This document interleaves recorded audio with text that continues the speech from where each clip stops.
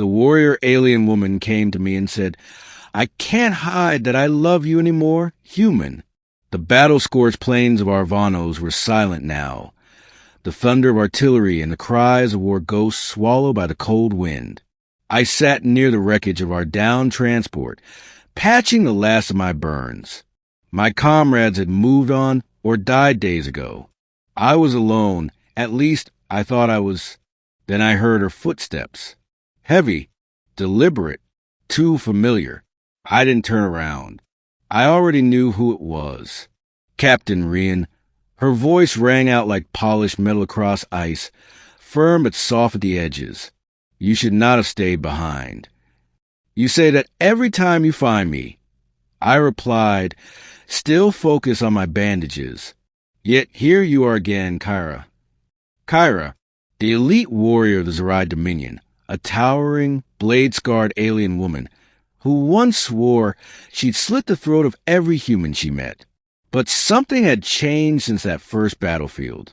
She stood beside me now, her shadow swallowing mine. I looked up, even in armor marred by war, covered in blood not her own. She looked regal.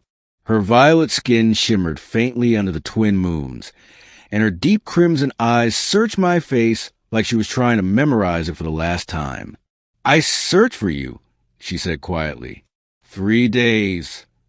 "And here I thought you hated me." "I did," she whispered. "At first." I chuckled. "What changed?" "You," she replied simply, kneeling beside me, her hand, still wearing the jagged gauntlet of her people, hesitated above my injured leg before finally resting gently on my knee. "I can't hide it anymore," she said, voice trembling despite all her strength. "I love you, human." Time stopped.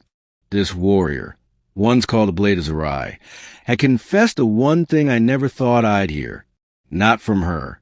Not from someone who'd tried to kill me.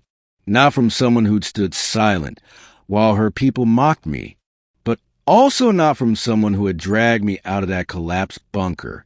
Not from someone who'd shielded me with her own body during an ambush.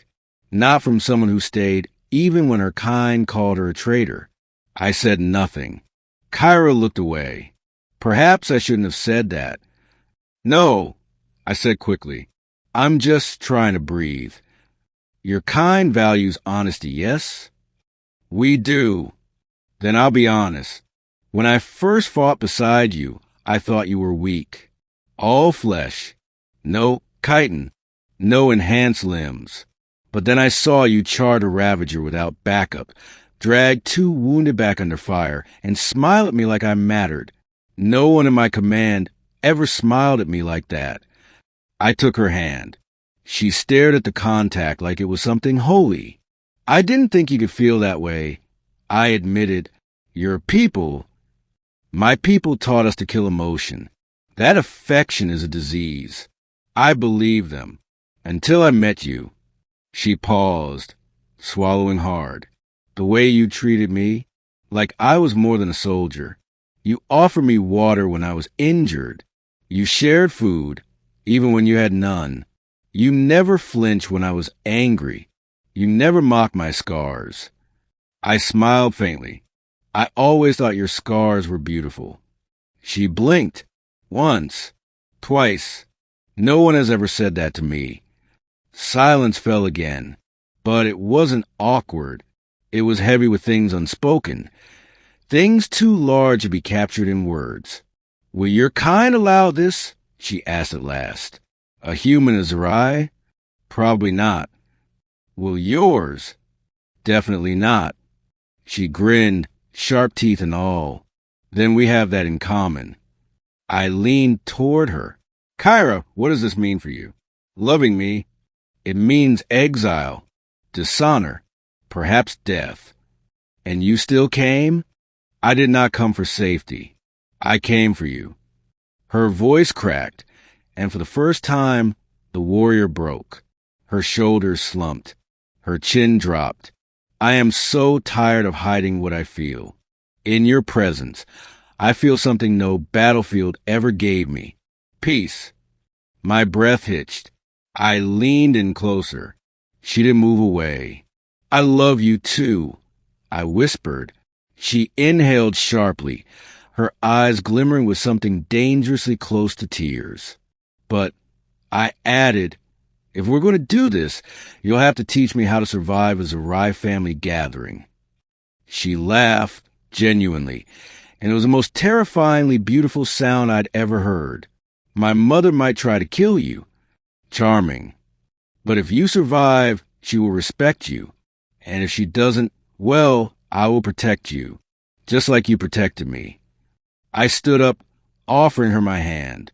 She rose easily, towering over me, and still, when our eyes met, it felt like we were the same height.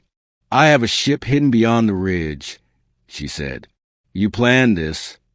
I hoped, she corrected, but I would have carried you if I had to. We began walking, her hand never leaving mine. Do you remember, she said after a while, the first time we shared shelter in that broken hull? You mean when you threatened to eat me if I snored? She nodded. Even then, I was drawn to you. I knew, I said, grinning. Liar. I shrugged. Maybe. We passed through the burned trees of the dead forest, the stars above lighting our path. There was nothing left for either of us in the armies we came from. No medals, no honors, no parades. But we had each other, and that was enough. As we reached the edge of the cratered ridge, her ship came into view, sleek and curved like the bone of some ancient beast. The door opened silently. She turned to me. One last question. Ask. Do you trust me? With my life. She pulled me forward into her arms that had once broken bones and torn enemies apart, now holding me like I was something fragile and precious. Then, in the shadows of war, two broken worlds found a fragile piece of peace, and we never looked back.